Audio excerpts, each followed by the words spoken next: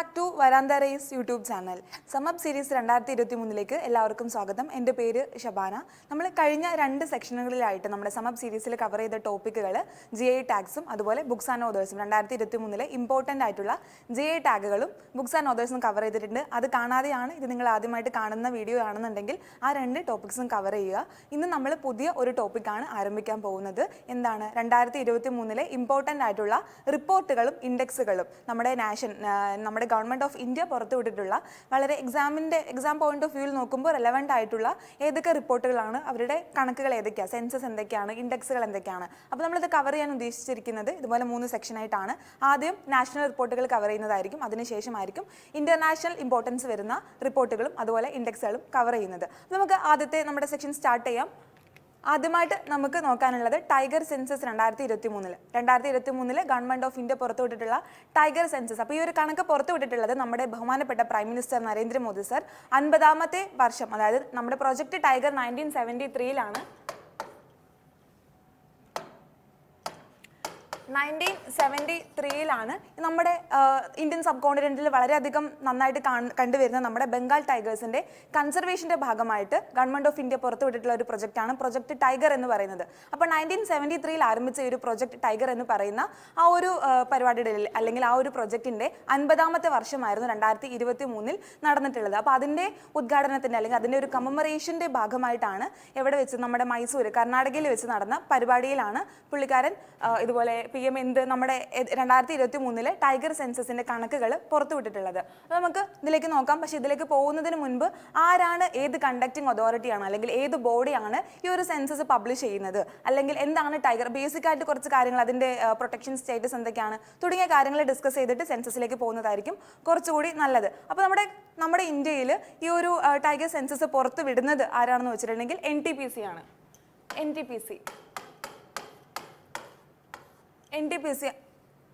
NTPC ആണ് tiger census പുറത്തുവിടുന്നത് എന്ന് പറഞ്ഞിട്ടുണ്ടെങ്കിൽ. അപ്പോൾ ഇവർ കണക്കെടുക്കുന്നത് ഇതുപോലെ ഗ്രൗണ്ട് സർവേകൾ നടത്തുന്നു. ഇതുപോലെ ഓരോ ടൈഗർ റിസർവുകൾ ഉണ്ട് പ്രൊട്ടക്ട് ചെയ്യാൻ വേണ്ടിയിട്ട്. നമ്മുടെ ഓരോ ഇന്ത്യയിലും ഓരോ സ്റ്റേറ്റുകളിലും ഓരോരോ ടൈഗർ റിസർവുകളുണ്ട്. അപ്പോൾ അവിടെയുള്ള കണക്കുകൾ, ഗ്രൗണ്ട് സർവേകൾ കാൽക്കുലേറ്റ് ചെയ്യുന്നു.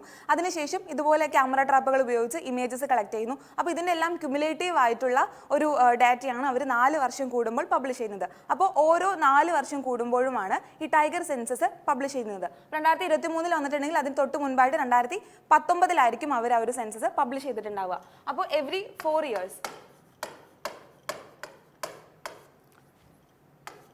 ഇയേഴ്സ് ആണ് ടൈഗർ സെൻസസ് കണ്ടക്ട് ചെയ്യുന്നത്. പിന്നെ അതേപോലെ തന്നെ ടൈഗേഴ്സ് ഏറ്റവും കൂടുതൽ കണ്ടുവരുന്നത് അറിയാം നമുക്ക്, സൈബീരിയൻ ടെമ്പറേറ്റ് സോൺസ് അല്ലെങ്കിൽ നമ്മുടെ ഇന്ത്യൻ സബ് കോണ്ടിനെന്റിൽ പറയാനാണെങ്കിൽ ഇതുപോലെ സബ് ട്രോപ്പിക് റീജിയൻസിൽ, ട്രോപ്പിക്കൽ റീജിയൻസിലേക്കാണ് കൂടുതലും കണ്ടുവരുന്നത്.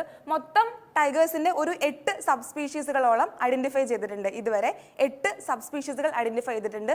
ഈ 8 ലിസ്റ്റുകൾ എടുക്കുകയാണെങ്കിൽ അതിൽ 3 എണ്ണം ഓൾറെഡി എക്സ്റ്റെൻഡ് ആയി പോയി, അതായത് വംശനാശം സംഭവിച്ചു പോയിട്ടുണ്ട്. ആ 3 സ്പീഷീസുകൾ അല്ലെങ്കിൽ സബ് സ്പീഷീസുകൾ ഏതാണെന്ന് അറിഞ്ഞിരിക്കണം. അത് ഏതൊക്കെയായിരിക്കും? അത് കാസ്പിയൻ ടൈഗേഴ്സ്, ബാലി ടൈഗേഴ്സ്, അതേപോലെ Javan tigers. Okay, Caspian, Bali and Javan tigers, ഈ 3 സബ് സ്പീഷീസുകൾ ഓൾറെഡി എക്സ്റ്റെൻഡ് ആയി പോയിട്ടുള്ള ടൈഗേഴ്സ് ആണ്. അപ്പോൾ പിന്നെ ഇതിൽ പറയാനാണെങ്കിൽ നമ്മുടെ കൺസർവേഷൻ സ്റ്റേറ്റസ് പറയാനാണെങ്കിൽ ഈ പറയുന്നത് പോലെ തന്നെ 1972 വൈൽഡ് ലൈഫ് പ്രൊട്ടക്ഷൻ ആക്ട് പ്രകാരം നമ്മൾ ഷെഡ്യൂൾ 1 ടൈഗേഴ്സിനെ പറ്റി മെൻഷൻ ചെയ്യുന്നത്. Wild life protection act. Okay,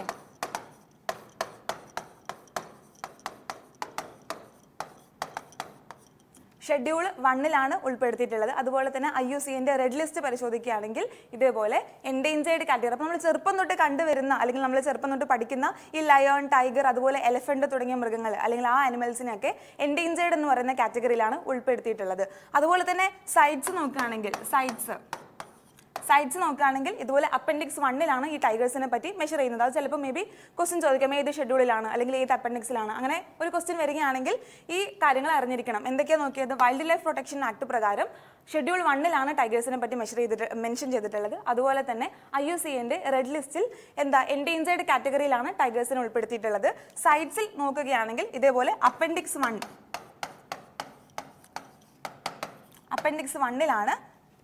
ടൈഗേഴ്സിനെ പറ്റി പറയുന്നത്. ഇനി നമ്മുടെ നോക്കാം, സെൻസസ് എന്താണെന്ന് നോക്കാം. അപ്പോൾ ഇവിടെ പറയുന്നത് ഇതുപോലെ 50ാമത്തെ വർഷത്തോടനുബന്ധിച്ചുകൊണ്ട് നമ്മുടെ ഒരു കമമറേഷൻ ചടങ്ങ് നടത്തിയിരുന്നു. ആ ഒരു ചടങ്ങിനിടയിലാണ് പ്രധാനപ്പെട്ട 3 ഡിസിഷൻസ് നമ്മുടെ പ്രൈം മിനിസ്റ്റർ എടുത്തിട്ടുള്ളത്. ഒന്നാമത്തെ ഡിസിഷൻ എന്ന് പറയുന്നത് ഈ ഡിസിഷൻ അല്ല, ഒന്നാമത്തെ കാര്യം എന്ന് പറയുന്നത് ഈ ടൈഗർ സെൻസസ് 2023 പുറത്തേക്ക് വിട്ടു. അപ്പോൾ ഈ ഒരു കണക്കുകൾ നമുക്ക് പരിശോധിക്കാം. അപ്പോൾ ടോട്ടൽ നമ്പേഴ്സ്, നമ്മുടെ ഇന്ത്യയിലുള്ള ടോട്ടൽ നമ്പേഴ്സ് എന്ന് പറയുന്നത് ഏകദേശം 200ഓളം നമ്പേഴ്സ് പണ്ടത്തെ പ്രീവിയസ് ഡാറ്റയിൽ നിന്നും 200ഓളം നമ്പേഴ്സ് ഇൻക്രീസ് ചെയ്തെന്നാണ് പറയുന്നത്. 2019 നമ്മൾ സെൻസസ് എടുത്ത സമയത്ത് 2967 ടൈഗേഴ്സ് ആയിരുന്നു. പക്ഷേ ഇപ്പോൾ അത് എന്തായിട്ടുണ്ട്, 3167 ടൈഗേഴ്സ് ആയിട്ട് ഇൻക്രീസ് ചെയ്തിട്ടുണ്ട്. അപ്പോൾ ഒരു ആനുവലി പെർ ആനം ഓരോ വർഷവും ഒരു സക്സസീവ് ആയിട്ട് ഒരു ഇൻക്രിമെന്റ് പറയാനാണെങ്കിൽ ഒരു സ്റ്റഡി പേസിൽ 6% ടൈഗേഴ്സിന്റെ പോപ്പുലേഷൻ ഇൻക്രീസ് ആവുന്നുണ്ട് എന്നാണ് ഈ ഒരു കണക്ക് സൂചിപ്പിക്കുന്നത്. അപ്പോൾ നമുക്കറിയാം, നമ്മുടെ വേൾഡിലെ തന്നെ ഏകദേശം ഒരു 75% അല്ലെങ്കിൽ ഒരു 3/4 ടൈഗേഴ്സ് വരുന്നത് നമ്മുടെ ഇന്ത്യയിൽ നിന്നാണ്, നമ്മുടെ നാഷണൽ അനിമലൊക്കെയാണ്. സോ ഒരു സ്റ്റഡി പേസിൽ ഒരു പെർ ആനം 6% ടൈഗേഴ്സിന്റെ പോപ്പുലേഷൻ ഇൻക്രീസ് ആവുന്നുണ്ട് എന്നാണ് പറയപ്പെടുന്നത്. ഓക്കെ, അടുത്തത് എന്താ? അടുത്തത് ഈ ഒരു പരിപാടിയുടെ ഇടയിൽ തന്നെയാണ് അദ്ദേഹം വേറൊരു കാര്യം ലോഞ്ച് ചെയ്തിട്ടുള്ളത്, വേറൊരു മൂവ്മെന്റ്. എന്താണ് പേര്? ഇന്റർനാഷണൽ ബിഗ് കാറ്റ് അലയൻസ്, ഇന്റർനാഷണൽ ബിഗ് കാറ്റ് അലയൻസ്. അപ്പോൾ നമ്മുടെ എന്തിനാണ് ഇത് ലോഞ്ച് ചെയ്തിട്ടുള്ളതെന്ന് ചോദിച്ചിട്ടുണ്ടെങ്കിൽ നമ്മുടെ വേൾഡിലെ തന്നെ കണ്ടുവരുന്ന ഏകദേശം 7ഓളം വളരെ ഇമ്പോർട്ടൻ്റ് ആയിട്ടുള്ള 7ഓളം ബിഗ് കാറ്റുകളുണ്ട്, ബിഗ് കാറ്റുകൾ. അപ്പോൾ അവരുടെ കൺസർവേഷൻ, അവരുടെ പ്രൊട്ടക്ഷന് വേണ്ടിയിട്ടാണ് ഈ ഒരു ബിഗ് കാറ്റ് അലയൻസ് എന്ന് പറയുന്ന ആ ഒരു മൂവ്മെന്റ് അദ്ദേഹം ലോഞ്ച് ചെയ്തിട്ടുള്ളത്. അപ്പോൾ ആ 7 ബിഗ് കാറ്റുകൾ ഏതൊക്കെയാണ് എന്നുള്ളത് കൂടി അറിഞ്ഞിരിക്കണം. ഏതൊക്കെയാണ്? Tigers, leopard, lions, snow leopard, jaguars, puma and cheetah. Okay, അപ്പോൾ ടൈഗേഴ്സ്, ലയണ് പഠിക്കാം, ലെപ്പേർഡ്, സ്നോ ലെപ്പേർഡ് പഠിക്കാൻ കണക്ട് ചെയ്തിട്ട് പ്യൂമ, പ്യൂമ, അതുപോലെ തന്നെ ചീറ്റ.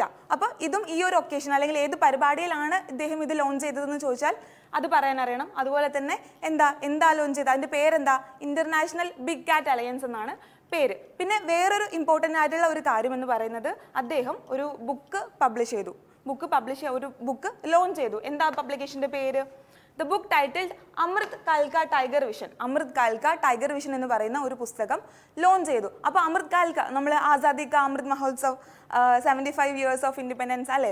അപ്പോൾ അമൃത് കാൽക്ക ടൈഗർ വിഷൻ എന്ന് പറയുന്ന പുസ്തകം ഇതുപോലെ തന്നെ അടുത്ത 25 വർഷത്തിൻ്റെ ഇടയിൽ എങ്ങനെയൊക്കെയാണ് നമ്മുടെ ടൈഗേഴ്സിനെ നമുക്ക് കൺസർവ് ചെയ്ത് വെക്കാൻ പറ്റുന്നത്, അല്ലെങ്കിൽ ഏതൊക്കെ മെഷേഴ്സ് വെച്ചിട്ടാണ്, ഏതൊക്കെ സ്ട്രാറ്റജീസ് ആണ് നമ്മൾ അടുത്ത 25 വർഷത്തിൽ നമ്മൾ അഡോപ്റ്റ് ചെയ്യേണ്ടത് എന്നാണ് ഈ ഒരു പുസ്തകത്തിൽ പറയുന്നത്. അപ്പോൾ ഈ 3 കാര്യങ്ങൾ എന്തൊക്കെയാണ്? ടൈഗർ സെൻസസ് 2023 പുറത്തുവിട്ടു, അതുപോലെ ഇന്റർനാഷണൽ ബിഗ് കാറ്റ് അലയൻസ് അദ്ദേഹം ലോഞ്ച് ചെയ്തു, അതിനുശേഷം അമൃത് കാൽക്ക ടൈഗർ വിഷൻ എന്ന് പറയുന്ന പുസ്തകവും ലോഞ്ച് ചെയ്തു. നെക്സ്റ്റ് 25 ഇയേഴ്സിൽ എങ്ങനെയൊക്കെ നമ്മുടെ ടൈഗേഴ്സിനെ സേഫ് ഗാർഡ് ചെയ്യാം, എങ്ങനെയൊക്കെ പ്രൊട്ടക്ട് ചെയ്യാം, ഏതൊക്കെ സ്ട്രാറ്റജീസ് ആൻഡ് മെത്തേഡ്സ് അഡോപ്റ്റ് ചെയ്തിട്ടാണ് നമുക്ക് അവരെ കൺസർവ് ചെയ്ത് വെക്കാൻ പറ്റുക, അല്ലെങ്കിൽ ഇപ്പോൾ ഫോളോ ചെയ്യുന്ന കാര്യങ്ങളിൽ നിന്നും എന്തൊക്കെ മാറ്റങ്ങൾ നമുക്ക് കൊണ്ടുവരണം തുടങ്ങിയ കാര്യങ്ങളാണ് ഈ ഒരു പുസ്തകത്തിൽ പറയുന്നത്.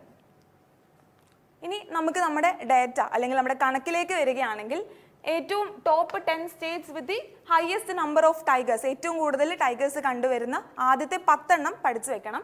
ഏതൊക്കെയാണ്? ഫസ്റ്റ് പൊസിഷൻ വരുന്നത് മധ്യപ്രദേശ് MP ആണ്, അതുപോലെ സെക്കൻഡ് കർണാടക, ഉത്തരാഖണ്ഡ്, മഹാരാഷ്ട്ര. അപ്പോൾ ഫസ്റ്റ് 10 അല്ലെങ്കിലും ആദ്യത്തെ 4 എണ്ണമെങ്കിലും പഠിച്ചിരിക്കുക. അപ്പോൾ നമ്പേഴ്സും ഇമ്പോർട്ടൻ്റ് ആണ്. മധ്യപ്രദേശിൽ ഏകദേശം 785 എക്സാക്ട് ടൈഗേഴ്സ് ഉണ്ടെന്നാണ് പറയുന്നത്. അതുപോലെ കർണാടക 563, ഉത്തരാഖണ്ഡ് 560, മഹാരാഷ്ട്ര 444. അപ്പോൾ അത് പഠിക്കാൻ എളുപ്പമുണ്ട്. 444, 785, 563, 560 ആൻഡ് മഹാരാഷ്ട്രയിൽ 444. ഇത്രയും ടൈഗേഴ്സ് ഉണ്ടെന്നാണ് പറയുന്നത്. ബാക്കി ലിസ്റ്റ് തമിഴ്നാടു, ആസാം, കേരള, രാജസ്ഥാൻ, ഒഡീഷ ആൻഡ് ഛത്തീസ്ഗഡ്. അപ്പോൾ ഈ ഒരു ഏറ്റവും കൂടുതൽ പോപ്പുലേഷൻ്റെ ബേസിൽ നമ്മൾ ആ ഒരു ഹൈറാർക്കിയിൽ നമ്മൾ ഓർഡർ ചെയ്യുകയാണെങ്കിൽ സ്റ്റേറ്റുകൾ ഏറ്റവും ടോപ്പ് മോസ്റ്റ് പൊസിഷനിൽ വരുന്നത് മധ്യപ്രദേശാണ് വിത്ത് 785 ടൈഗേഴ്സ്. ഓക്കെ, അപ്പോൾ പറയാനാണെങ്കിൽ ഇതുപോലെ നമ്മുടെ ശിവാലിക് ഹിൽസ് ഏരിയ അല്ലെങ്കിൽ ആ ഹിമാലയൻ റീജിയൻസ് അല്ലെങ്കിൽ ഗംഗാറ്റിക് പ്ലെയിൻസിലൊക്കെ പണ്ടത്തെ ഡാറ്റയിൽ നിന്നും, പണ്ടത്തെ ടൈഗേഴ്സിൻ്റെ എണ്ണത്തിൽ നിന്നും വളരെ ഒരു ഗ്രാജുവൽ ആയിട്ടുള്ള ഒരു ഇൻക്രീസ് ഉണ്ടെന്നാണ് പറയുന്നത്. പക്ഷേ അതേസമയം നമ്മൾ താഴത്തേക്ക് വെസ്റ്റേൺ ഘട്ടിൻ്റെ ഏരിയയിലേക്ക് വരികയാണെങ്കിൽ ഡിക്രീസ്, ഒരു പോപ്പുലേഷൻ അല്ലെങ്കിൽ എണ്ണത്തിൽ ഡിക്രീസ് വന്നു. പക്ഷേ എക്സെപ്റ്റ് ചില കാര്യങ്ങൾ എന്ന് പറഞ്ഞാൽ ഇപ്പോൾ ഒരു ടൈഗർ റിസർവ് കാളി ടൈഗർ റിസർവ്, അപ്പോൾ അങ്ങനെയുള്ള ഒരു ചില ടൈഗർ റിസർവ് ചില ഡാറ്റ മാത്രം അതിൽ നിന്നും കുറച്ച് ഡീവിയേറ്റ് ചെയ്യുന്നുണ്ട്. പക്ഷേ എങ്കിൽ കൂടെ ജനറലൈസ് ചെയ്ത് പറയാനാണെങ്കിൽ വെസ്റ്റേൺ ഘട്ട് റീജിയൻസിൽ ടൈഗേഴ്സിൻ്റെ പോപ്പുലേഷൻ കുറഞ്ഞു വരികയാണെന്നാണ് പറയുന്നത്. ഓക്കെ, പിന്നെ ഇതുപോലെ സൈറ്റ് അതുപോലെ തന്നെ ഇതുപോലെ നമ്മളിപ്പോൾ നാഷണൽ ലെവലിൽ ഇമ്പോർട്ടൻസ് മനസ്സിലാക്കി ഇതുപോലെ ഓരോ ഡാറ്റാസ് പബ്ലിഷ് ചെയ്യുന്നു, ഓരോരോ പുതിയ പുതിയ മൂവ്മെൻറ്റ്സ് അലയൻസ് ഒക്കെ നമ്മൾ കൊണ്ടുവരുന്നു. അപ്പോൾ ഇൻ്റർനാഷണൽ ലെവലിലും ഇതുപോലെ പ്രവർത്തിക്കുന്ന ഒത്തിരി അലയൻസുകളും ഒത്തിരി മൂവ്മെൻറ്റ്സുകളും ഇൻസ്റ്റിറ്റ്യൂഷൻസ് ഒക്കെ ഉണ്ട്. അപ്പോൾ ഈ സൈറ്റ് നമ്മൾ നേരത്തെ പറഞ്ഞിരുന്നു സൈറ്റിൽ അപ്പൻഡിക്സ് 1 ടൈഗേഴ്സിനെ പറ്റി മെൻഷൻ ചെയ്യുന്നുണ്ടെന്ന്. അപ്പോൾ സൈറ്റിൻ്റെ ഫുൾ ഫോം കൂടെ ഒന്ന് നോക്കുക. Convention on the international trade in endangered species of wild ഫോണ ആൻഡ് ഫ്ലോറ, അതാണ് സൈറ്റ്സിൻ്റെ ഒരു ഫുൾ ഫോം എന്ന് പറയുന്നത്. അതുപോലെ തന്നെ ഗ്ലോബൽ ടൈഗർ ഫോറം തുടങ്ങിയ വലിയ ഇൻ്റർനാഷണൽ ഏജൻസീസ് അല്ലെങ്കിൽ അവരുടെ ഡാറ്റ പബ്ലിഷ് ചെയ്യുന്ന സമയത്ത് നമ്മുടെ ഈ ഒരു സെൻസസ് അല്ലെങ്കിൽ ഇങ്ങനെ ചെറിയ ചെറിയ കാര്യങ്ങൾ ഓരോ കൺട്രീസും പുറത്തുവിടുന്ന കണക്കുകൾ വളരെയധികം ഇമ്പോർട്ടൻ്റ് ആണ്.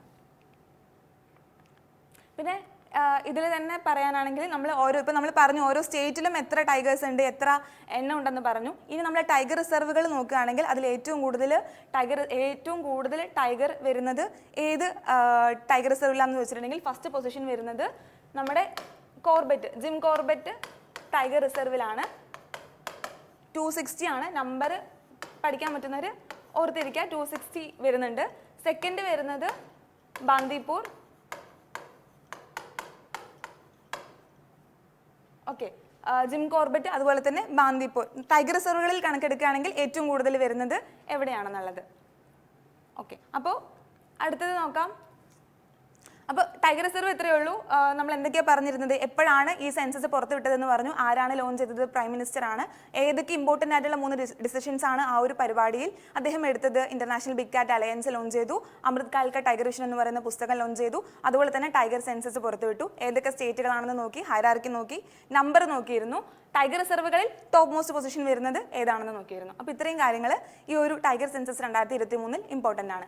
അടുത്ത കണക്കെന്ന് പറയുന്നത് ഇന്ത്യയുടെ ന്യൂക്ലിയർ എനർജി, ഇന്ത്യാസ് ന്യൂക്ലിയർ എനർജിയിൽ എന്തൊക്കെ മാറ്റങ്ങളാണ് വന്നിട്ടുള്ളത് എന്നുള്ളതാണ്. അപ്പോൾ ന്യൂക്ലിയർ എനർജിയെ പറ്റി പറയാനാണെങ്കിൽ ഈ പറഞ്ഞ പോലെ നമ്മുടെ ഓരോ കൺട്രിയുടെയും എക്കോണമി അല്ലെങ്കിൽ ഗ്രോത്ത് എന്ന് പറയുന്നത് ഈ എക്കോണമിയെ ഡിപ്പെൻഡ് ചെയ്തിട്ടാണ് ഇരിക്കുന്നത്. എത്രത്തോളം വളർച്ച മെഷർ ചെയ്യുന്നത് ഇതുപോലെ economy and energy, nuclear energy, എത്രത്തോളം ക്ലീൻ എനർജി ഒരു രാജ്യത്തിന് ഉൽപ്പാദിപ്പിക്കാൻ പറ്റുന്നുണ്ട് എന്നുള്ളതുമായിട്ട് ഇന്റർകണക്ട് ചെയ്ത് ഡിപ്പെൻഡ് ചെയ്തിരിക്കുന്ന ഒരു കാര്യമാണ് അല്ലേ. അപ്പോൾ നമ്മുടെ ഇന്ത്യ എന്ന് പറയുന്നത് ഏറ്റവും കൂടുതൽ ഫോസിൽ എനർജികൾ അല്ലെങ്കിൽ റിന്യൂവബിൾ എനർജിയെ ആണ് ഡിപ്പെൻഡ് ചെയ്തുകൊണ്ടിരിക്കുന്നത്. പക്ഷേ റിന്യൂവബിൾ എനർജിയെ മാത്രം ഡിപ്പെൻഡ് ചെയ്തുകൊണ്ട് നമുക്ക് ഒത്തിരി കാലം മുന്നോട്ട് പോകാൻ പറ്റില്ല.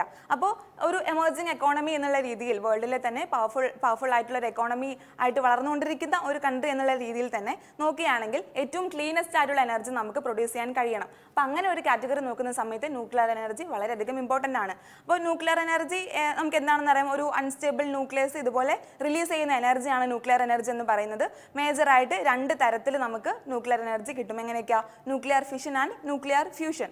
ഫിഷൻ നമുക്കറിയാം എന്താ, ഒരു വലിയ ന്യൂക്ലിയസിലേക്ക് നമ്മൾ വളരെ ഹൈ വെലോസിറ്റി ഉള്ള ഒരു ന്യൂട്രോണിനെ പാസ് ചെയ്ത് വിടുന്നു. അപ്പോൾ അവിടുത്തെ ആ മാസിൽ ഡിഫറൻസ് വരുന്നു, അല്ലെങ്കിൽ ആ velocity changes, energy conservation break ചെയ്തിട്ട് മാസ് ഡിഫക്റ്റ് അല്ലെങ്കിൽ മാസിൽ ചേഞ്ച് വരുന്നത് കൊണ്ട് തന്നെ ഈ റിയാക്ട് ചെയ്തിട്ട് സ്റ്റേബിൾ ആയിരുന്ന ന്യൂക്ലിയൈ അൺസ്റ്റേബിളായി മാറുന്നു. അവിടെ എന്ത് പറ്റുന്നു, ഇതുപോലെ എനർജി ലെവൽസിൽ ട്രാൻസിഷൻ വരുന്നത് കൊണ്ട് തന്നെ ബൊമ്പാർഡ് ചെയ്തിട്ട് ഇവർ രണ്ടുപേരും ചെറിയ 2 സ്മോൾ ന്യൂക്ലിയസ് ആയിട്ട് മാറുന്നു. അല്ല, ഒരു വലിയ ന്യൂക്ലിയസ് സ്മോൾ ന്യൂക്ലിയസ് ആയിട്ട് മാറുന്നു. പക്ഷെ ഇങ്ങനെ സ്മോൾ ന്യൂക്ലിയസ് ആയിട്ട് മാറുന്ന സമയത്ത് തന്നെ ഒത്തിരി എനർജി അതുപോലെ തന്നെ ഈ ന്യൂട്രോൺസിനെയും ഇവർ എമിറ്റ് ചെയ്യും. അതായത് ഇതൊരു എക്സോതെർമിക് റിയാക്ഷൻ ആണ്.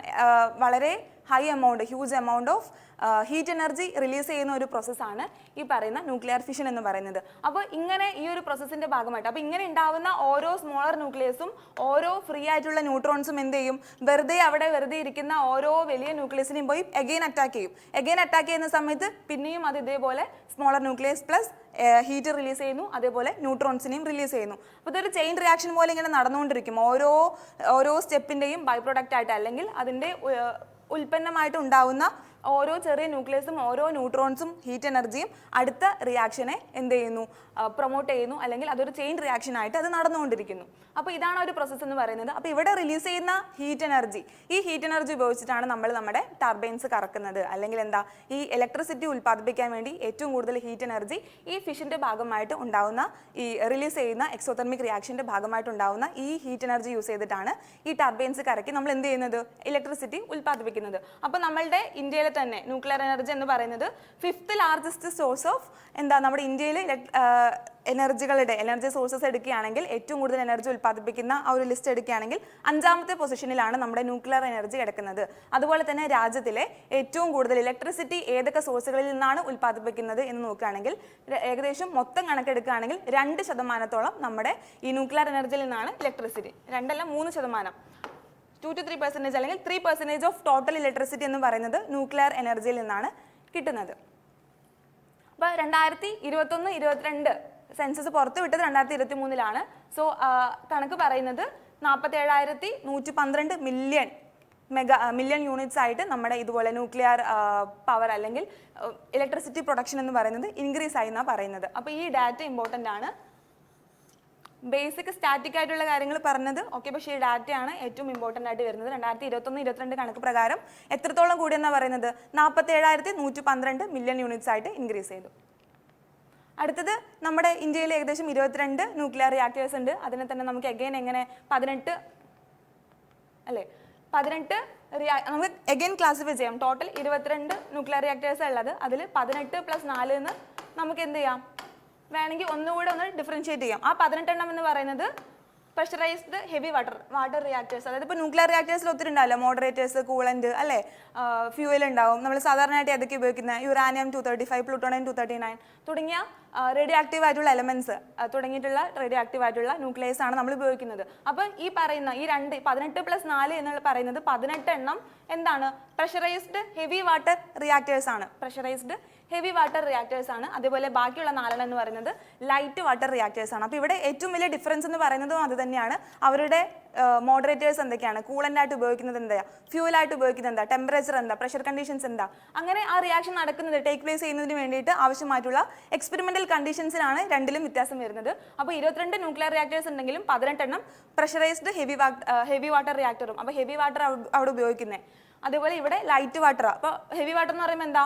ഡ്യൂട്ടീരിയം ഓക്സൈഡ് D2O ആണ് ഈ ഹെവി വാട്ടർ എന്ന് പറയുന്നത്. അതുപോലെ തന്നെ ബാക്കി 4 എന്ന് പറയുന്നത് ലൈറ്റ് വാട്ടർ റിയാക്ടേഴ്സ് ആണ്. പിന്നെ കുറച്ചുകൂടി ഇമ്പോർട്ടൻ്റ് ആയിട്ടുള്ള കുറച്ച് പോയിന്റ്സ് നോക്കുകയാണെങ്കിൽ KAPP3, അതായത് Kakrapar atomic power project 3. Kakrapar atomic power project 3 എന്ന് പറയുന്നത് ഇന്ത്യയുടെ ആദ്യത്തെ 700 മെഗാവാട്ട് ഇലക്ട്രിക് യൂണിറ്റ് പ്രൊഡ്യൂസ് ചെയ്യാൻ കഴിയുന്ന ന്യൂക്ലിയർ പവർ പ്ലാന്റ് ആണ്. 700 മെഗാവാട്ട് ഇലക്ട്രിക് യൂണിറ്റ്. ഓക്കെ, അപ്പോൾ കക്രാപൂർ അല്ലെങ്കിൽ ഷോർട്ടായിട്ട് KAPP3 എന്ന് പറയും. അതുപോലെ തന്നെ അതിൻ്റെ വേറൊരു ഇമ്പോർട്ടൻസ് എന്താ, പ്രത്യേകത എന്ന് പറയുന്നത് it is the biggest indigenously developed variant of the PHWR. അപ്പോൾ ഈ KAPP3 എന്ന് പറയുന്നത് ഒരു PHWR ആണ്.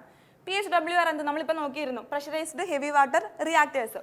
അപ്പോൾ PHWR ആണ്. പോരാതെ ഇത് ഇൻഡിജിനസ്ലി ഡെവലപ്ഡ് ആണ്. അതായത് ഇതിൻ്റെ എല്ലാ പാർട്ടും അല്ലെങ്കിൽ അസംബ്ലി ചെയ്യാൻ വേണ്ടിയിട്ട് നമ്മൾ ഉപയോഗിക്കുന്ന എല്ലാ കാര്യങ്ങളും നമ്മുടെ സ്വന്തം ഇന്ത്യയിൽ തന്നെ ഡെവലപ്പ് ചെയ്തിട്ടുള്ള സംഭവങ്ങൾ ഉപയോഗിച്ചിട്ടാണ് ഇത് പ്രവർത്തിക്കുന്നത്. അപ്പോൾ KAPP3 എന്ന് പറയുന്ന അറ്റോമിക് ന്യൂക്ലിയർ റിയാക്ടർ ആണ്. അപ്പോൾ അത് ഇമ്പോർട്ടൻ്റ് ആണ്. അതുപോലെ തന്നെ എന്താ, വേൾഡിലെ ആദ്യത്തെ thorium based nuclear power plant ആണ് ഭാവിനി എന്ന് പറയുന്നത്. യുറാനിയം 233 ആണ് അതിൽ ഫ്യൂവൽ ആയിട്ട് ഉപയോഗിക്കുന്നത്. അപ്പോൾ ഇങ്ങനെ ഫ്യൂവൽ ആയിട്ട് ഉപയോഗിക്കും. അതിനുശേഷം ന്യൂട്രോൺസിനെ, ഫാസ്റ്റ് മൂവിംഗ് ആയിട്ടുള്ള ന്യൂട്രോൺസിനെ നമ്മൾ പാസ് ചെയ്ത് വിടും. പിന്നെയാണ് അവിടെ ന്യൂക്ലിയർ റിയാക്ഷൻസ് നടക്കുന്നത്. അപ്പോൾ ഫ്യൂവൽ ആയിട്ട് ഉപയോഗിക്കുന്നത് ഭാവിനി എന്ന് പറയുന്ന നമ്മുടെ തോറിയം ബേസ്ഡ് ആയിട്ടുള്ള ന്യൂക്ലിയർ പവർ പ്ലാന്റിൽ ഉപയോഗിക്കുന്ന ഫ്യൂവലാണ് യുറാനിയം 233 എന്ന് പറയുന്നത്. ഓക്കെ, അപ്പോൾ അവിടെ എവിടെയാ? നമ്മുടെ തമിഴ്നാടു കൽപ്പാക്കത്തിലാണ് അതുള്ളത്. കൽപ്പാക്കം, തമിഴ്നാടു. ഇനി അടുത്തതായിട്ട് മൂന്നാമത് നമുക്ക് നോക്കാനുള്ളത് FSI റിപ്പോർട്ട്, അതായത് forest survey of India report. ഒരു ചെറിയ കണക്കാ. ഇതുപോലെ തന്നെ നമ്മുടെ ഇന്ത്യയിലുള്ള ടോട്ടൽ ഫോറസ്റ്റ് ഏരിയ എത്രയാണ്, ഫോറസ്റ്റ് കവർ എന്താ, ഫോറസ്റ്റ് ഏരിയ എന്താ, ഏറ്റവും കൂടുതലുള്ളത് ഏത് സ്റ്റേറ്റിലാണ്, അതുപോലെ. അപ്പോൾ നമ്മളിത് പ്രധാനമായിട്ട് 2 രീതിയിലാണ് മെഷർ ചെയ്യാൻ പോകുന്നത്. ഒന്നാമത്തേന്ന് പറയുന്നത് എന്താ, ഓവറോൾ പെർഫോമൻസ് അല്ലെങ്കിൽ ഓവറോൾ എത്രത്തോളം ഇന്ത്യയുടെ ഓവറോൾ പഴയ ഡാറ്റയിൽ നിന്നും എത്രത്തോളം ഇൻക്രീസ് ചെയ്തു എന്നുള്ളത്. അല്ലാതെ എങ്ങനെയാണ് ഓരോ സ്റ്റേറ്റിലും നമ്മൾ ഇതുപോലെ ഓരോ കഴിഞ്ഞ വർഷം പബ്ലിഷ് ചെയ്ത ഡാറ്റയിൽ നിന്നും എത്രത്തോളം ഇൻക്രിമെന്റ് വന്നിട്ടുണ്ട് എന്നുള്ള രീതിയിൽ നമ്മൾ 2 രീതിയിലാണ് ഇത് കണക്കാക്കുന്നത്. അപ്പോൾ ഈ forest survey of India report ആദ്യമായിട്ട് പബ്ലിഷ് ചെയ്ത വർഷം എന്ന് പറയുന്നത് 1987-ലാണ്. 1987 ആണ്. 2021 കണ്ടക്ട് ചെയ്തിട്ടുള്ള ISFR റിപ്പോർട്ട് എന്ന് പറയുന്നത് 17ാമത്തെ എഡിഷനാണ്. 17ാമത്തെ എഡിഷനാണ്. ISFR എന്ന് പറഞ്ഞാൽ എന്താ? Indian state forest report.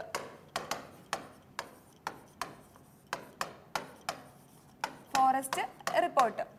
Okay, പിന്നെ ഇത് പ്രധാനമായിട്ടും 3 കാറ്റഗറിയിലാണ് നൽകി വരുന്നത്. ഏതൊക്കെയാ? വെരി ഡെൻസ് ഫോറസ്റ്റ്, അതുപോലെ മോഡറേറ്റ്ലി ഡെൻസ് ഫോറസ്റ്റ്, പിന്നെ ഓപ്പൺ ഫോറസ്റ്റുകൾ.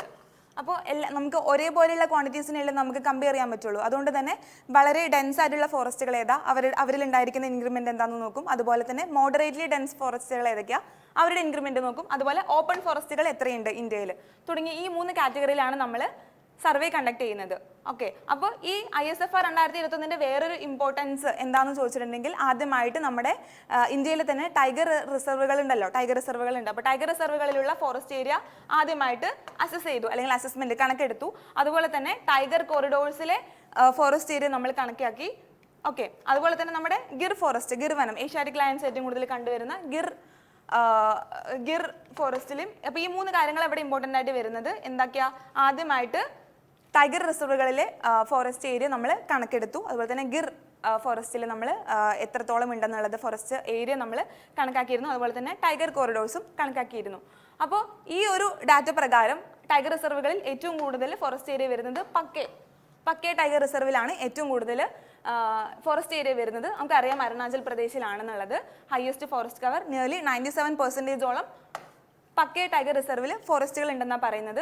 ഇനി ഇമ്പോർട്ടൻ്റ് ആയിട്ടുള്ള ഫൈൻഡിങ്സ് നോക്കുകയാണെങ്കിൽ ഏരിയ എത്രത്തോളം ഇൻക്രീസ് ചെയ്തു, ഇൻക്രീസ് ഇൻ ഏരിയ എത്രത്തോളം ഇൻക്രീസ് ചെയ്തു എന്ന് നോക്കുകയാണെങ്കിൽ, നമ്മൾ ടോട്ടൽ ഇന്ത്യയിലെ കണക്ക് പറയാനാണെങ്കിൽ പഴയ ഡാറ്റയിൽ നിന്നും പുതിയ ഡാറ്റ കണക്കെടുക്കുമ്പോൾ എത്ര സ്ക്വയർ കിലോമീറ്റർ ഇൻക്രീസ് ചെയ്തു എന്ന് ചോദിച്ചിട്ടുണ്ടെങ്കിൽ 1540. പഴയ ഡാറ്റയിൽ നിന്നും 1540 square kilometre forest area increase ചെയ്തു എന്നാണ് പറയുന്നത്. അതുപോലെ തന്നെ ഇപ്പോൾ ഉള്ള ഇന്ത്യയുടെ ടോട്ടൽ ഫോറസ്റ്റ് കവർ ഏരിയ എന്ന് പറയുന്നത് ഒരു വലിയ നമ്പറാണ്, പക്ഷേ ഏകദേശം ഒരു റൗണ്ട് ഫിഗർ അറിഞ്ഞിരിക്കണം. 7,13,789 square kilometres. Okay, 7,13,789 square kilometre ആണ് ഇന്ത്യയിലെ നിലവിലുള്ള ഫോറസ്റ്റ് കവർ ഏരിയ എന്ന് പറയുന്നത്. അപ്പോൾ ഇത് ഏകദേശം 21.7%. ടോട്ടൽ ജോഗ്രഫിക്കൽ ഏരിയ എടുക്കുകയാണെങ്കിൽ, നമ്മുടെ കൺട്രിയുടെ ടോട്ടൽ ജോഗ്രഫിക്കൽ ഏരിയ എടുക്കുകയാണെങ്കിൽ ഏകദേശം 21.71% ഫോറസ്റ്റ് കവർ ആണെന്ന് പറയുന്നത്. പണ്ടത്തെ ഡാറ്റ 2019 ഡാറ്റ പ്രകാരം 21.67% ആയിരുന്നു. ഇപ്പോൾ അത് 21.71% ആയിട്ട് ഇൻക്രീസ് ചെയ്തു. അതായത് എത്ര? 1540 സ്ക്വയർ കിലോമീറ്റർ ഇൻക്രീസ് ചെയ്തു. ഓക്കെ, ഇനി അടുത്തത് എന്താ? ഇൻക്രീസ് ഓർ ഡിക്രീസ് ഇൻ ഫോറസ്റ്റുകൾ. Increase or decrease in forest പറയാനാണെങ്കിൽ ഏതൊക്കെ സ്റ്റേറ്റുകളിലാണ് ഇതുപോലെ ഫോറസ്റ്റിന്റെ ഏരിയ കൂടിയിട്ടുള്ളതെന്ന് ചോദിക്കുകയാണെങ്കിൽ, ഏറ്റവും കൂടുതൽ highest increase in forest cover are എവിടെയാ? തെലങ്കാനയിലാണ് ഏറ്റവും കൂടുതൽ. അപ്പോൾ ഇത് നമ്മൾ കണക്കാക്കുന്നത് കഴിഞ്ഞ വർഷത്തിൽ 2019 ഡാറ്റ എന്താ, അത് വെച്ച് കമ്പയർ ചെയ്തിട്ട് ഓരോ സ്റ്റേറ്റിന്റെയും ഡാറ്റാസ് നമ്മൾ പബ്ലിഷ് ചെയ്യുന്നത്. അപ്പോൾ തെലങ്കാനയിലാണ് ഏറ്റവും കൂടുതൽ ഫോറസ്റ്റ് കവർ ഇൻക്രീസ് ചെയ്തിട്ടുള്ളത്. എത്രയാ? 3.07%. ആന്ധ്രാപ്രദേശ് സെക്കൻഡ് പൊസിഷൻ ഓക്യുപ്പൈ ചെയ്യുന്നു, 2.22%. ഒഡീഷ 1.04%. ഓക്കെ, ഇനി States with highest area cover ഏറ്റവും കൂടുതൽ. ഇത് നമ്മൾ പറഞ്ഞത് ഒരേ സ്റ്റേറ്റിന്റെ തന്നെ കണക്ക്. ഇപ്പോൾ തെലങ്കാനയുടെ തന്നെ കണക്കെടുക്കുകയാണെങ്കിൽ കഴിഞ്ഞ വർഷത്തെ ഫോറസ്റ്റ് കവർ എന്തായിരുന്നു, ഈ വർഷത്തെ ഫോറസ്റ്റ് കവർ എത്ര? അപ്പോൾ അത് തമ്മിലുള്ള ഡിഫറൻസ് എത്ര പെർസെൻറ്റേജ് അവിടെ ഇൻക്രിമെന്റ് വന്നു എന്നുള്ള രീതിയിലാണ് ഈ ഒരു പൊസിഷൻ നമ്മൾ പറഞ്ഞത്. തെലങ്കാന, അതുപോലെ തന്നെ ആന്ധ്രാപ്രദേശ്, ഒഡീഷ എന്ന് പറയുന്ന റിസൾട്ട് പറഞ്ഞത്. ഇവിടെ പറയുന്നത് ഏറ്റവും കൂടുതൽ ഫോറസ്റ്റ് കവർ ഉള്ള ഏരിയ അല്ലെങ്കിൽ ഫോറസ്റ്റ് ഏരിയ ഉള്ള സ്റ്റേറ്റ് ഏതാണെന്ന് ചോദിച്ചിട്ടുണ്ടെങ്കിൽ അത് മധ്യപ്രദേശാണ്. Madhya Pradesh has the largest forest cover in the country, followed by second ഏതാ? അരുണാചൽ പ്രദേശ്. അപ്പോൾ പറയാം നോർത്ത് ഈസ്റ്റ് റീജിയൻ ആ ഹിൽ ഏരിയ, അപ്പോൾ അവിടെ എന്തായാലും ഫോറസ്റ്റ് കവർ കൂടുതലായിരിക്കും. സെക്കൻഡ് പൊസിഷൻ അരുണാചൽ പ്രദേശ്, ഛത്തീസ്ഗഡ്, പിന്നെ ഒഡീഷ, പിന്നെ മഹാരാഷ്ട്ര. ഓക്കെ,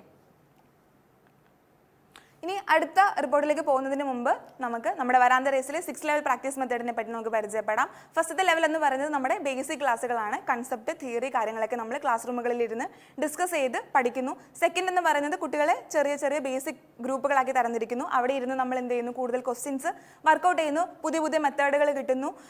മൂന്നാമത്തെ മെത്തേഡ് എന്ന് പറയുന്നത് ഈ ബേസിക് സർക്കിളുകളെല്ലാം കംപ്ലീറ്റ് ചെയ്ത ഒരു സ്റ്റുഡൻസിന് എലിജിബിലിറ്റി ടെസ്റ്റ് കണ്ടക്ട് ചെയ്തുകൊണ്ട് നമ്മൾ എക്സ്ട്രീം സർക്കിളിലേക്ക് പ്രൊമോട്ട് ചെയ്യുന്നു. അപ്പോൾ എക്സ്ട്രീം സർക്കിളിൽ നമ്മൾ കൂടുതൽ എക്സാമിനെ മുന്നിൽ കണ്ടുകൊണ്ട് അഡ്വാൻസ്ഡ് ലെവൽ ക്വസ്റ്റ്യൻസ് ആയിരിക്കും ചെയ്യുന്നുണ്ടാവുക.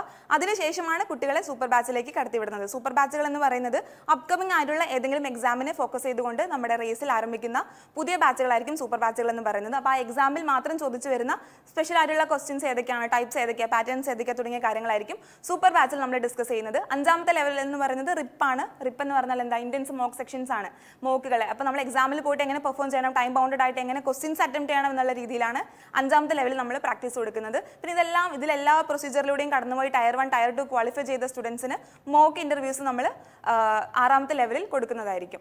ഓക്കെ, അപ്പോൾ നമ്മുടെ വരാന്ത റേസിൻ്റെ ലേണിംഗ് ആ ഒരു ജേർണിയിൽ നിങ്ങൾക്ക് ഭാഗമാവാൻ താല്പര്യമുണ്ടെങ്കിൽ തീർച്ചയായിട്ടും ഈ 2 നമ്പറുകളിൽ കോൺടാക്ട് ചെയ്യാം. ഓഫ്ലൈൻ ബാച്ചുകൾ വരുന്നത് മൺഡേ ടു ഫ്രൈഡേ, അതുപോലെ സാറ്റർഡേ ആൻഡ് സൺഡേ ആണ്. ഈ ഓഫ്ലൈൻ ബാച്ചുകൾക്ക് ഈ നമ്പറിൽ കോൺടാക്ട് ചെയ്യുക. അതുപോലെ ഓൺലൈൻ ബാച്ചുകളാണ് പ്രിഫർ ചെയ്യുന്നതെന്നുണ്ടെങ്കിൽ ഈ നമ്പറുകളിലും കോൺടാക്ട് ചെയ്യാവുന്നതാണ്. അടുത്തത് 4ാമത് നമുക്ക് നോക്കാനുള്ളത് നീതി ആയോഗിൻ്റെ ആനുവൽ ഹെൽത്ത് ഇൻഡെക്സ് 2020-2021. നമ്മുടെ പ്ലാനിംഗ് കമ്മീഷനൊക്കെ ഡിസോൾവ് ചെയ്തുകൊണ്ട് നമ്മുടെ 2015 നിലവിൽ വന്നിട്ടുള്ള ബോഡിയാണ് നീതി ആയോഗ് എന്ന് പറയുന്നത് അല്ലേ. National institution for transforming India NITI Aayog എന്ന് പറയുന്നത്. ഇപ്പോൾ 2017 in collaboration with ministry of health and family welfare. Obviously health index publish ചെയ്യുമ്പോൾ in collaboration with ministry of health and family welfare. പിന്നെന്താ പറയുന്നത്, വേറെ ആരുമായിട്ട് കൊളാബറേറ്റ് ചെയ്തിരിക്കുന്നത് വേൾഡ് ബാങ്കുമായിട്ടാണ് കൊളാബറേറ്റ് ചെയ്തിട്ടുള്ളത്. അപ്പോൾ 2017 ആനുവൽ ഹെൽത്ത് ഇൻഡെക്സ് ആദ്യമായിട്ട് ഇവർ പബ്ലിഷ് ചെയ്യാൻ തുടങ്ങിയത്. ഇതിൻ്റെ ഇമ്പോർട്ടൻസ് മനസ്സിലാക്കി ആരൊക്കെയായിട്ട് കൊളാബറേറ്റ് ചെയ്തത്, നമ്മുടെ ministry of health and family welfare അതുപോലെ തന്നെ വേൾഡ് ബാങ്കുമായിട്ട് കൊളാബറേറ്റ് ചെയ്തിട്ടാണ് ഈ ആനുവൽ ഹെൽത്ത് ഇൻഡെക്സ് പബ്ലിഷ് ചെയ്യാൻ തുടങ്ങിയിട്ടുള്ളത്. അപ്പോൾ ഇതേപോലെ തന്നെ എന്തിനാണ് ഇത് പബ്ലിഷ് ചെയ്യുന്നത്, അതിൻ്റെ ഒബ്ജക്റ്റീവ് എന്താ, മോട്ടീവ് എന്താണെന്ന് ചോദിക്കുകയാണെങ്കിൽ overall performance and incremental performance across all States and union territories. ഇന്ത്യയിലെ തന്നെ എല്ലാ സ്റ്റേറ്റുകളും എല്ലാ യൂണിയൻ ടെറിട്ടറീസിലും ഇതുപോലെ ഓവറോൾ ഹെൽത്ത് ലെവൽ ഹെൽത്ത് സെക്ടറുകളിൽ അവർ എത്രത്തോളം ഇമ്പ്രൂവ്മെൻറ്റ്സ് കാണിക്കുന്നുണ്ട്, അല്ലെങ്കിൽ ഏതൊക്കെ തരത്തിലാണ് അഡ്വാൻസ്മെൻറ്റ് അല്ലെങ്കിൽ തുടങ്ങിയ കാര്യങ്ങളെ പറ്റി അതിനെയൊക്കെ അസസ് ചെയ്യാനും വേണ്ട രീതിയിലുള്ള മെഷേഴ്സ് എടുക്കാനുമാണ് ഈ ആനുവൽ ഹെൽത്ത് ഇൻഡെക്സ് പബ്ലിഷ് ചെയ്യുന്നത്. ഓക്കെ, അപ്പോൾ ഇത് നമുക്ക് ഇതേപോലെ ഫോറസ്റ്റ് കവർ ഏരിയ പറഞ്ഞതുപോലെ തന്നെ നമുക്ക് എല്ലാ സ്റ്റേറ്റുകളെയും ഒരുമിച്ച് ഒരു കണക്ക് ഡാറ്റ പബ്ലിഷ് ചെയ്യാൻ പറ്റില്ല. അതുകൊണ്ട് തന്നെ ലാർജസ്റ്റ് സ്റ്റേറ്റ് കാറ്റഗറിയിൽ വരുന്ന ഏകദേശം 19ഓളം സ്റ്റേറ്റുകളുണ്ട്. അപ്പോൾ നമ്മൾ 3ആക്കി ഡിവൈഡ് ചെയ്തിട്ടുണ്ട് സ്റ്റേറ്റ്സ് ആൻഡ് യൂണിയൻ ടെറിട്ടറീസിനെ. ലാർജർ സ്റ്റേറ്റ്, സ്മോളർ സ്റ്റേറ്റ്, അതുപോലെ തന്നെ യൂണിയൻ ടെറിട്ടറീസ്. അപ്പോൾ ഈ ഒരു കാറ്റഗറിയിൽ വരുന്ന ഇപ്പോൾ ലാർജർ സ്റ്റേറ്റിൽ 19 സ്റ്റേറ്റുകൾ വരുന്നുണ്ടെങ്കിൽ അവരുടെ ഉള്ളിൽ ഇതുപോലെ ഓരോ വർഷത്തിൽ കണക്കെടുക്കുന്ന സമയത്ത് എത്രത്തോളം ഇമ്പ്രൂവ്മെൻറ്റ്സ് ഉണ്ട് അത് കാൽക്കുലേറ്റ് ചെയ്തിട്ട് ആ ഒരു കാറ്റഗറിയിലുള്ള first position, second position, third position അതുപോലെ തന്നെ ആ ലിസ്റ്റ് നമ്മൾ പബ്ലിഷ് ചെയ്യും. അപ്പോൾ ഈ ഒരു 3 ലെവലിലായിരിക്കും നമ്മൾ പബ്ലിഷ് ചെയ്യുന്നത്. ഏതൊക്കെയാണ് larger state category, smaller state category, അതുപോലെ തന്നെ യൂണിയൻ ടെറിട്ടറീസ് എന്ന് പറയുന്ന 3 ഡിവിഷൻസിലായിട്ടായിരിക്കും ആനുവൽ ഹെൽത്ത് ഇൻഡെക്സ് നമ്മൾ പബ്ലിഷ് ചെയ്യുന്നത്. നമുക്ക് നോക്കാം. ആദ്യത്തെ ലാർജർ സ്റ്റേറ്റ് പറയാനാണെങ്കിൽ 19 ലാർജർ സ്റ്റേറ്റ്സുകൾ ഉണ്ടെന്ന് പറഞ്ഞു. അതിൽ ഫസ്റ്റ് നമുക്കൊക്കെ പ്രൗഡ് ആണ്, ഫസ്റ്റ് പൊസിഷൻ എന്ന് പറയുന്നത് നമ്മുടെ കേരളയാണ്. സെക്കൻഡ് തമിഴ്നാടു, അതുപോലെ തന്നെ Telangana, south India. Kerala, Tamil Nadu and Telangana ആണ് ആദ്യത്തെ 3 പൊസിഷൻസ്. അപ്പോൾ ഹെൽത്ത് സെക്ടറുകളിൽ എത്രത്തോളം നമ്മൾ അഡ്വാൻസ്ഡ് ആണ് എന്നുള്ളതാണ് ഈ ഒരു ഡാറ്റ ഷോ ചെയ്യുന്നത്. കേരള, തമിഴ്നാടു, അതുപോലെ തന്നെ 3ാമത്തെ പൊസിഷൻ തെലങ്കാന. അപ്പോൾ ആദ്യത്തെ 3 പൊസിഷൻ പഠിക്കുമ്പോൾ തന്നെ ലാസ്റ്റത്തെ ബോട്ടത്തിൽ നിന്നുള്ള 3 പൊസിഷൻ കൂടി നിങ്ങൾ പഠിച്ചു വെക്കുക. ഏറ്റവും താഴെ വരുന്നത് 19ാമത്തെ പൊസിഷനിൽ വരുന്നത് ബീഹാർ ആണ്. 18ാമത്തെ അതിന് തൊട്ട് മുകളിലായിട്ട് ഉത്തർപ്രദേശ്, UP ഉണ്ട്. അത് കഴിഞ്ഞിട്ടാണ് MP വരുന്നത്, മധ്യപ്രദേശ് വരുന്നത്. Okay, Bihar, UP, MP, Bihar, UP, MP. Okay, അടുത്തത് സ്മോളർ സ്റ്റേറ്റ് കാറ്റഗറി എടുക്കുകയാണെങ്കിൽ 8 സ്മോളർ സ്റ്റേറ്റ് ഉണ്ട്. അപ്പോൾ 8 എണ്ണം ഉള്ളത്. മറ്റേത് നമ്മൾ 19 എണ്ണം പറഞ്ഞു. ഇത് 8 സ്മോളർ സ്റ്റേറ്റ് കാറ്റഗറി ഉണ്ട്. അതിൽ ടോപ്പ് മോസ്റ്റ് പൊസിഷനിൽ വന്നിട്ടുള്ളത് ത്രിപുരയാണ്. നോർത്ത് ഈസ്റ്റേൺ റീജിയൻ, വെസ്റ്റ് ബംഗാളിനോടൊക്കെ അടുത്ത് ത്രിപുരയാണ് ഫസ്റ്റ് പൊസിഷൻ വന്നിട്ടുള്ളത്. സെക്കൻഡ്, അപ്പോൾ ഓവറോൾ പെർഫോമൻസ് നോക്കുന്ന സമയത്ത് ത്രിപുര ഫസ്റ്റ് വന്നു, second Sikkim, third Goa. Okay, Sikkim അതുപോലെ തന്നെ ഗോവ. ഇനി അതേപോലെ നമ്മൾ താഴത്തു നിന്നുള്ള ഒരു റാങ്ക് കൂടി പറയാനാണെങ്കിൽ മണിപ്പൂരാണ് ഏറ്റവും താഴത്ത് വരുന്നത്. മണിപ്പൂർ 8ാമത്തെ പൊസിഷനിൽ വരുന്നു. അതിനുശേഷം നാഗാലാൻഡ്, അതിന് തൊട്ട് മുൻപായിട്ടാണ് അരുണാചൽ പ്രദേശ് നിൽക്കുന്നത്. അപ്പോൾ ഈ ഓർഡർ മുകളിൽ നിന്നുള്ള 3 എണ്ണവും താഴെ നിന്നുള്ള 3 എണ്ണവും നോട്ട് ചെയ്യുക. അടുത്തത് യൂണിയൻ ടെറിട്ടറീസ് എടുക്കുകയാണെങ്കിൽ ഇതേപോലെ ഫസ്റ്റ് പൊസിഷൻ എന്ന് പറയുന്നത് ലക്ഷദ്വീപിനാണ്. Last position Delhi, national capital region NCR. ഡൽഹിയാണ് താഴത്തെ പൊസിഷൻ ഒക്യുപ്പൈ ചെയ്യുന്നത്. ലക്ഷദ്വീപാണ് ഫസ്റ്റ് പൊസിഷൻ ഒക്യുപ്പൈ ചെയ്യുന്നത്. അതായിരുന്നു നമ്മുടെ ആനുവൽ ഹെൽത്ത് ഇൻഡെക്സ് എന്ന് പറയുന്നത്. നീതി ആയോഗ് ആയിരുന്നു പബ്ലിഷ് ചെയ്തത്. നമ്മുടെ അവസാനത്തെ റിപ്പോർട്ടാണ് പറയുന്നത് എക്സ്പോർട്ട് പ്രിപ്പയർഡ്നെസ് റിപ്പോർട്ട് ഇൻഡെക്സ്. 5ാമത്തെ എക്സ്പോർട്ട് പ്രിപ്പയർഡ്നെസ് റിപ്പോർട്ട് ഇൻഡെക്സ്. അപ്പോൾ ആ പേര് പറയുന്ന പോലെ തന്നെ ഇന്ത്യയിലെ എക്സ്പോർട്ട് ഇമ്പോർട്ട് അല്ലെ, എക്സ്പോർട്ട് എത്രത്തോളം കയറ്റുമതി നടക്കുന്നുണ്ട്, അല്ലെങ്കിൽ ഈ പറഞ്ഞ പോലെ തന്നെ നമ്മൾ നേരത്തെ പറഞ്ഞിരുന്നു നമ്മുടെ എക്കോണമി ബൂസ്റ്റ് ചെയ്യാൻ ന്യൂക്ലിയർ എനർജി എത്രത്തോളം ഇമ്പോർട്ടൻ്റ് ആണ്. അതുപോലെ തന്നെ ഏറ്റവും വളരെയധികം ഇമ്പോർട്ടൻ്റ് ആയിട്ടുള്ള വേറൊരു ഫാക്ടറാണ് എക്സ്പോർട്ട് എന്ന് പറയുന്നത്. നമ്മുടെ സ്റ്റേറ്റുകളിൽ ഉൽപ്പാദിപ്പിക്കുന്ന സാധനങ്ങൾ എത്രത്തോളം നമുക്ക് എക്സ്പോർട്ട് കയറ്റുമതി ചെയ്ത് അതിൽ നിന്നും എത്രത്തോളം പ്രോഫിറ്റ് ഉണ്ടാക്കാൻ പറ്റുന്നുണ്ട്. നമ്മുടെ ഓരോ ഇതുപോലെ ഇൻകം ഒക്കെ കാൽക്കുലേറ്റ് ചെയ്യുന്ന സമയത്ത് എക്കോണമിയെ ബൂസ്റ്റ് ചെയ്യാൻ പറ്റുന്ന രീതിയിലുള്ള കാര്യമാണ് എക്സ്പോർട്ടുകൾ എന്ന് പറയുന്നത്. അപ്പോൾ നമ്മൾ നീതി ആയോഗാണ് ഈ ഡാറ്റ റിലീസ് ചെയ്തിട്ടുള്ളത്. 3ാമത്തെ എഡിഷൻ ആണ് ഈ 2023 പബ്ലിഷ് ചെയ്തിട്ടുള്ളത്. 3ാമത്തെ എഡിഷൻ ആണ് എക്സ്പോർട്ട് പ്രിപ്പയർഡ്നെസ് ഇൻഡെക്സ് എന്ന് പറയുന്നത്. അപ്പോൾ ഓക്കെ, ഈ ഗ്ലോബൽ ട്രേഡിൽ അല്ലെങ്കിൽ മൊത്തത്തിലുള്ള ഒരു ആഗോള വ്യാപാര ഒരു കണക്കുകൾ എടുക്കുകയാണെങ്കിൽ ഇന്ത്യ എവിടെ നിൽക്കുന്നു, ഇന്ത്യയിലെ തന്നെ സ്റ്റേറ്റുകൾ എവിടെ നിൽക്കുന്നു എന്നുള്ളതാണ് ഈ ഇൻഡെക്സ് മെയിനായിട്ടും സൂചിപ്പിക്കുന്നത്. നമുക്ക് നോക്കാം പെർഫോമൻസ് ഓഫ് സ്റ്റേറ്റുകളുടെ പെർഫോമൻസ് നോക്കുകയാണെങ്കിൽ ഫസ്റ്റ് പൊസിഷൻ ഓക്യുപ്പൈ ചെയ്തിരിക്കുന്നത് എഗെയിൻ തമിഴ്നാടു ആണ്. തമിഴ്നാട് ഏറ്റവും കൂടുതലായിട്ട് അവിടെ ടെക്സ്റ്റൈൽ ഇൻഡസ്ട്രി അതുപോലെ ലെതർ ഇൻഡസ്ട്രി തുടങ്ങിയ കാര്യങ്ങളാണ് ടോപ്പായിട്ട് നിൽക്കുന്നത്. അപ്പോൾ തമിഴ്നാടു ആണ് ഫസ്റ്റ് പൊസിഷനിൽ നിൽക്കുന്നത്. സെക്കൻഡ് ഏതാ? മഹാരാഷ്ട്ര അതേപോലെ Karnataka. Second and third position Tamil Nadu, Maharashtra അതുപോലെ കർണാടക. ഇനി കഴിഞ്ഞ വർഷം അതിന് തൊട്ട് മുമ്പ് പബ്ലിഷ് ചെയ്തിട്ടുള്ള ഡാറ്റയിൽ ഫസ്റ്റ് പൊസിഷനിൽ നിന്നത് ഗുജറാത്ത് ആയിരുന്നു. ആ ഗുജറാത്ത് ഈ അടുത്ത വർഷം നമ്മുടെ ഈ 2022 ഡാറ്റ പബ്ലിഷ് ചെയ്ത സമയത്ത് 4th പൊസിഷനിലേക്ക് പോയി. അപ്പോൾ ആദ്യത്തെ 4 എണ്ണം അപ്പോൾ കിട്ടി. ഏതൊക്കെയാ? തമിഴ്നാടു, മഹാരാഷ്ട്ര, കർണാടക, 4th പൊസിഷനിൽ ഗുജറാത്ത്. ഓക്കെ, പിന്നെ ഇതേപോലെ ഇത് സ്റ്റേറ്റുകളുടെ കേസ്. ഇനി അല്ലാതെ നമ്മൾ ഹിമാലയൻ സ്റ്റേറ്റ് ഹിൽസ് ഒക്കെ കൂടുതലുള്ള ഹിമാലയൻ സ്റ്റേറ്റുകൾ നോക്കുകയാണെങ്കിൽ അതിൽ ഏറ്റവും കൂടുതൽ ടോപ്പ് മോസ്റ്റ് പൊസിഷൻ ഒക്യുപ്പൈ ചെയ്തിട്ടുള്ളത് ഉത്തരാഖണ്ഡാണ് ടോപ്പ് മോസ്റ്റ് പൊസിഷൻ ഒക്യുപ്പൈ ചെയ്തിട്ടുള്ളത്. അതിനുശേഷം it is followed by Himachal Pradesh അതുപോലെ മണിപ്പൂർ, ത്രിപുര. ഓക്കെ, അപ്പോൾ ആദ്യത്തെ ഒരു 4 എണ്ണം പഠിച്ചു വെക്കുക. ഇനി ഇതുപോലെ ലാൻഡ് ലോക്ക് റീജിയൻസ് നോക്കുകയാണെങ്കിൽ, അതായത് ബൗണ്ടറി മൊത്തം വേറെ സ്റ്റേറ്റുകളുമായിട്ട് അതിർത്തി പങ്കിടുന്ന സ്റ്റേറ്റുകൾ, ലാൻഡ് ലോക്ക് റീജിയൻസ് നോക്കുകയാണെങ്കിൽ ഹരിയാനയാണ് ടോപ്പ് മോസ്റ്റ് പൊസിഷനിൽ നിൽക്കുന്നത്, ഫോളോഡ് ബൈ തെലങ്കാന, ഉത്തർപ്രദേശ്, പഞ്ചാബ്, മധ്യപ്രദേശ്, രാജസ്ഥാൻ. ഓർഡറാണ് ലിസ്റ്റിൽ വരുന്നതാ. അപ്പോൾ മൂന്നെണ്ണോ അല്ലെങ്കിൽ 4 എണ്ണോ നിങ്ങൾ ഓർത്തിരിക്കുക. ഹരിയാന, തെലങ്കാന, UP, പഞ്ചാബ്. അത് ലാൻഡ് ലോക്ക് റീജിയൻ എന്നാണ് പറഞ്ഞത്. നമ്മൾ ആദ്യം സ്റ്റേറ്റുകൾ പറഞ്ഞു, ലാർജർ സ്റ്റേറ്റുകൾ പറഞ്ഞു, പിന്നെ ഹില്ലി അല്ലെങ്കിൽ ഹിമാലയൻ സ്റ്റേറ്റുകൾ പറഞ്ഞു, മൂന്നാമത് ലാൻഡ് ലോക്ക് റീജിയൻസ്. ഇനി ഏതാ? സ്മോളർ സ്റ്റേറ്റ് കാറ്റഗറി അല്ലെങ്കിൽ യൂണിയൻ ടെറിട്ടറീസ് എടുക്കുകയാണെങ്കിൽ ഫസ്റ്റ് റാങ്ക് വരുന്നത് ഗോവയാണ്.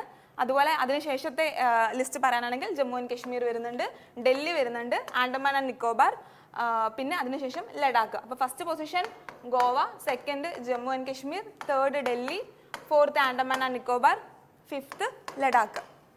ഓക്കെ, അപ്പോൾ ഇതോടുകൂടി നമ്മുടെ ഇന്നത്തെ സെക്ഷൻ അവസാനിക്കുകയാണ്. നമ്മൾ റിപ്പോർട്ട്സ് ആൻഡ് ഇൻഡെക്സിലെ ആദ്യത്തെ പാർട്ടാണ് ഇന്ന് കഴിഞ്ഞത്. 5 നാഷണലി എക്സാം പോയിന്റ് ഓഫ് വ്യൂവിൽ റെലവൻ്റ് ആയിട്ടുള്ള 5 നാഷണൽ റിപ്പോർട്ടുകളാണ് നമ്മൾ ഇന്ന് ഡിസ്കസ് ചെയ്തത്. അടുത്ത സെക്ഷനിൽ ഇതുപോലെ ഇന്റർനാഷണൽ റിപ്പോർട്ടുകളായിട്ട് വരുന്നതായിരിക്കും. അപ്പോൾ ഇതെല്ലാവരും റിവൈസ് ചെയ്യുക. ഡൗട്ട്സ് ഉണ്ടെങ്കിൽ കമൻറ്റ് ചെയ്യുക. അടുത്ത സെക്ഷനിൽ നമുക്ക് വീണ്ടും കാണാം. താങ്ക്